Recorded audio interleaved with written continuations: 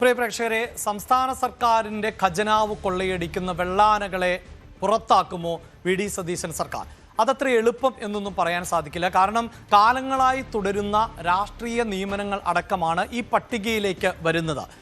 Political പാർട്ടികളുടെ ഭാഗമായിരുന്നവർ, MLA MP സ്ഥാനത്തേക്കൊക്കെ മത്സരിച്ചവർ, അതിൽ പരാജയപ്പെട്ടവർ, മുതിർന്ന നേതാക്കൾ, അങ്ങനെയുള്ള ആളുകൾക്കൊക്കെ ഇടം നൽകുന്ന ഒട്ടേറെ സംവിധാനങ്ങൾ നമ്മുടെ സംസ്ഥാന സർക്കാരിനുണ്ട്.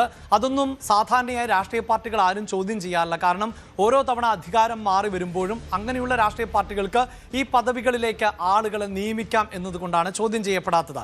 മാത്രമല്ല, ഇതൊരു വലിയ ശക്തി ആണ് എന്നതുകൊണ്ട് തന്നെ ഏതെങ്കിലും ഒരു സർക്കാർ സംവിധാനമോ രാഷ്ട്രീയ നേതാവോ അതിനെതിരെ രംഗത്ത് വന്നാൽ പോലും അതിനെ ഇല്ലാതാക്കുവാനുള്ള ശ്രമം ഉണ്ടാകും. എന്തായാലും വി.ഡി. സതീശൻ ഈ ആധുനികവൽക്കരണത്തെക്കുറിച്ച് പറയുമ്പോൾ മറ്റ് ചില വിവരങ്ങൾ കൂടി ന്യൂസ് ടെൻസിന് വി.ഡി. സതീശന് മുന്നിൽ വെക്കാനുണ്ട്.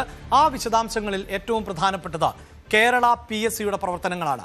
ഇപ്പോൾ തന്നെ പ്രിയ പ്രേക്ഷകരെ, PSC പരീക്ഷകളുമായി ബന്ധപ്പെട്ട ക്രമക്കേടുകൾ പുറത്തുവരികയും PSCയുടെ ആഭ്യന്തര അന്വേഷണത്തിൽ തന്നെ ഇതിൽ ക്രമക്കേട് നടന്നു എന്ന് കണ്ടെത്തുകയും ചെയ്തിട്ടുണ്ട്. അതായത് നീറ്റ് പരീക്ഷാ ചോദ്യപേപ്പർ ചോർന്നതിനെതിരെ ഡൽഹിയിൽ നടക്കുന്ന പ്രതിഷേധമൊക്കെ നമ്മൾ ആഘോഷിക്കുമ്പോൾ കേരളത്തിലെ PSCയും ഇത്തരത്തിൽ വലിയ അഴിമതി നടത്തിയിട്ടുണ്ടോ എന്നത് സമഗ്രമായി അന്വേഷിക്കേണ്ട ഒന്ന് തന്നെയാണ്. അവിടെയാണ് കുറ്റമറ്റ രീതിയിൽ PSCയുടെ പ്രവർത്തനങ്ങൾ നടത്തുന്നതിന് വേണ്ടി നമുക്കൊരു സംവിധാനമുണ്ട് എന്നും അതത്ര ചെറിയ സംവിധാനമല്ല എന്നും പ്രേക്ഷകരെ ഒന്ന് ഓർമ്മിപ്പിക്കുന്നത്. കേരളത്തിൽ PSCയിൽ 21 അംഗങ്ങൾ ആണ് ഉള്ളത്. സംസ്ഥാനത്ത് പ്രവേശന പരീക്ഷകൾ നിയന്ത്രിക്കുന്ന കേരളത്തിലെ PSCയിലെ അംഗങ്ങളുടെ എണ്ണം ആണ് 21. ഇതിൽ രസകരമാകുന്ന കണക്ക് എന്നത് രാജ്യത്ത് ഏറ്റവും അധികം PSC അംഗങ്ങൾ ഉള്ളത് കേരളത്തിൽ ആണ് എന്നതാണ്. കേരളത്തിലെ പൊതുപ്രവേശന പരീക്ഷയെ നടത്തിപ്പിന് വേണ്ടിയാണ് ഇത്രയധികം അംഗങ്ങൾ. ഇതാ നമുക്ക് അയൽ സംസ്ഥാനങ്ങളിലെ കണക്ക് കൂടി ഒന്ന് പരിശോധിക്കാം. തമിഴ്നാട്ടിൽ 14 അംഗങ്ങൾ ആണ് ഉള്ളത്. കേരളത്തിൻ്റെ 3 ഇരട്ടിയിലധികം ജനസംഖ്യ വരുന്ന സംസ്ഥാനമാണ് തമിഴ്നാട്. അവിടെയാണ് കേരളത്തിലെ അംഗങ്ങളെക്കാൾ കുറവ്. കർണാടകത്തിൽ 9 പേർ മാത്രമാണ് PSC അംഗങ്ങൾ. തെലങ്കാനയിൽ ഈ അംഗങ്ങളുടെ എണ്ണം 7 എന്നതാണ്. ആന്ധ്രാപ്രദേശിലും 7. മഹാരാഷ്ട്ര രാജ്യത്തെ വലിയ സംസ്ഥാനങ്ങളിൽ ഒന്നാണ്. അവിടെ കേവലം 3 പേർ മാത്രമാണ് PSC അംഗങ്ങൾ. ഇനി എപ്പോഴും ചർച്ചകളിൽ നിറയുന്ന രാഷ്ട്രീയമായ ആരോപണം നേരിടുന്ന മറ്റൊരു സംസ്ഥാനമാണല്ലോ ഉത്തർപ്രദേശ്. ഉത്തർപ്രദേശ് എന്ന് പറയുമ്പോൾ അവിടെ 24 കോടിയിലധികം ജനങ്ങളുണ്ട്. കേരളത്തിൽ 3.5 കോടി ജനങ്ങളാണുള്ളത്. അതിലെ യോഗ്യതയുള്ളവരാണല്ലോ പരീക്ഷ എഴുതുന്നത്. ഉത്തർപ്രദേശിൽ 9 അംഗങ്ങൾ മാത്രമാണുള്ളത്. അതായത് കേരളത്തിലെ PSC അംഗങ്ങളുടെ 1/3 ഉത്തർപ്രദേശിലെ അംഗങ്ങളുടെ എണ്ണം. അവിടുത്തെ ജനസംഖ്യ ആകട്ടെ കേരളത്തിൻ്റെ പല മടങ്ങുമാണ്. UPSC, അതായത് കേന്ദ്ര സർക്കാരിൻ്റെ പ്രവർത്തനങ്ങൾ, അവിടെ പോലും അംഗങ്ങളുടെ എണ്ണം കേവലം 9 എന്നിരിക്കെയാണ് ഇപ്പോൾ 21 അംഗങ്ങൾ ഈ കേരളത്തിലെ PSCയിൽ ഉണ്ട് എന്നത് പറയേണ്ടത്. ഇവരുടെ ഭാരിച്ച ചുമതലകൾ എന്തൊക്കെ എന്നത് കൂടി നമുക്കൊന്ന് നോക്കാം. തിങ്കളാഴ്ചയാണ് ഇവരുടെ സിറ്റിംഗ് ഉണ്ടാകുന്നത്.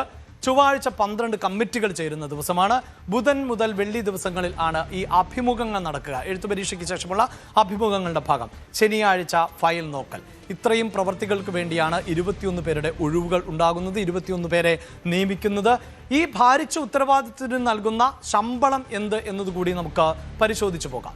ഇതാ, PSCയുടെ ചെയർമാന് ഇപ്പോൾ ഒരു മാസം ലഭിക്കുന്ന ശമ്പളം എന്നത് 3.81 ലക്ഷം രൂപയാണ്. 3,81,000 രൂപയാണ് PSCയുടെ ചെയർമാന് ഒരു മാസം ലഭിക്കുന്ന ശമ്പളം. DA, TA അടക്കം പ്രതിമാസം 4.5 ലക്ഷം രൂപയാണ് PSC ചെയർമാന് വേണ്ടി സംസ്ഥാന സർക്കാർ ഖജനാവിൽ നിന്ന് നൽകുന്നത്. ആ പരീക്ഷാ ബോർഡിനെ കുറിച്ചാണ് നേരത്തെ ഉയർന്നു വന്ന ആരോപണം. ഇനി അംഗങ്ങൾ. ഈ അംഗങ്ങളുടെ പട്ടികയിലേക്ക് പോകുമ്പോൾ ഒരു PSC അംഗത്തിന് ഇപ്പോൾ ലഭിക്കുന്ന ശമ്പളം 3.73 ലക്ഷം രൂപയാണ്. 3,73,000 രൂപ ഒരു മാസം ശമ്പളം. ഇവിടെ ഒന്ന് ഓർമ്മിപ്പിക്കേണ്ടത്, ഈ PSC അംഗമാകാൻ പ്രത്യേകിച്ച് അങ്ങനെ വിദ്യാഭ്യാസ യോഗ്യതയോ മറ്റു സൗകര്യങ്ങളോ ഒന്നും വേണ്ട. 6 വർഷത്തെ സേവനം ആണ് ഒരു PSC അംഗത്തിന് ഒരു ടേമിൽ ലഭിക്കുക. 62 വയസ്സിൽ താഴെ പ്രായം ആയാൽ മാത്രം മതി എന്നതിനപ്പുറത്ത് പ്രത്യേകിച്ച് നിബന്ധനകൾ ഒന്നുമില്ല എന്നതുകൂടി സൂചിപ്പിക്കട്ടെ. വീട്ടുവാടക ഇനത്തിൽ 35,000 രൂപ ലഭിക്കും. വാഹന ഭത്ത എന്നത് 10,000 രൂപയാണ്.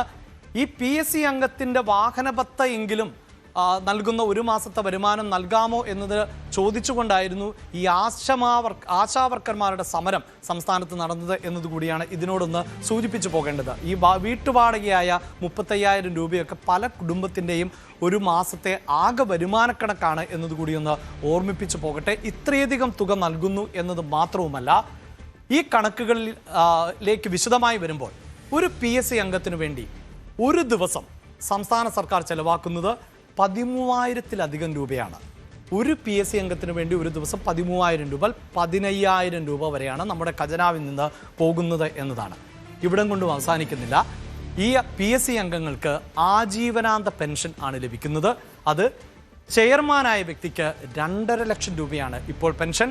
അംഗങ്ങൾക്ക് 2.25 ലക്ഷം. ഇത് പ്രതിമാസ പെൻഷനാണ്. അതുമാത്രവുമല്ല, ഇതിലെടുത്തു പറയേണ്ടത്, നേരത്തെയൊക്കെ അല്പം പ്രായമുള്ള ആളുകളെ ആയിരുന്നു ഈ ചുമതലയ്ക്ക് വേണ്ടി നിയമിച്ചിരുന്നത് എങ്കിൽ ഇപ്പോഴങ്ങനെയല്ല. വളരെ ചെറുപ്പക്കാരായ 30 വയസ്സുള്ള PSC അംഗങ്ങൾ വരെയുണ്ട്. 36ാമത്തെ വയസ്സിൽ ആണ് ഈ അംഗം റിട്ടയർഡ് ആവുന്നത്. അപ്പോൾ മുതൽ ലഭിച്ചു തുടങ്ങുന്ന തുകയെക്കുറിച്ചാണ് ഈ സൂചിപ്പിക്കുന്നത്. അപ്പോൾ എത്ര രൂപയാണ് പൊതു ഖജനാവിൽ നിന്ന് ഇത്തരം സേവനങ്ങൾക്കായി സർക്കാർ നൽകുന്നത് എന്നതാണ് എടുത്തു പറയേണ്ടത്. ഇവിടെ വിദ്യാസമ്പന്നരായ നിരവധി ആളുകൾ ഉള്ള ഒരു സംസ്ഥാനത്ത് ആണ് ഇത്തരത്തിൽ വലിയ തുക നൽകേണ്ടതായി വരുന്നത് എന്നതാണ്. അതായത് 30 വയസ്സുള്ള ഒരാൾ അംഗമാകുമ്പോൾ 36ാമത്തെ വയസ്സിൽ അവർ സർവീസിൽ നിന്ന് വിരമിച്ചാൽ പിന്നീട് ഇങ്ങോട്ട് ഈ തുക ലഭിക്കുന്നു എന്നതാണ്. അപ്പോൾ പ്രിയപ്പെട്ട മുഖ്യമന്ത്രിയോട് ചോദിക്കാനുള്ളതും, ഈ ആധുനികവൽക്കരണത്തെക്കുറിച്ചൊക്കെ സംസാരിക്കുമ്പോൾ PSCയുടെ നടത്തിപ്പിന് പുതിയ കാലഘട്ടത്തിൽ നമ്മൾ AI യുഗത്തിലാണ് ജീവിക്കുന്നത്. അങ്ങനെ ഒരു കാലഘട്ടത്തിൽ ഇത്രയും അംഗങ്ങളെ ചുമക്കേണ്ടതുണ്ടോ? ഇവർക്ക് നൽകുന്ന ആനുകൂല്യങ്ങളിൽ ഒരു പുനരവലോകനത്തിന്, ഒരു പുനർചിന്തയ്ക്ക് സംസ്ഥാന സർക്കാരുകൾ തയ്യാറാകുമോ എന്നാണ്. കൂടുതൽ വാർത്തകൾക്ക് News 18 Keralam YouTube channel subscribe ചെയ്യുക.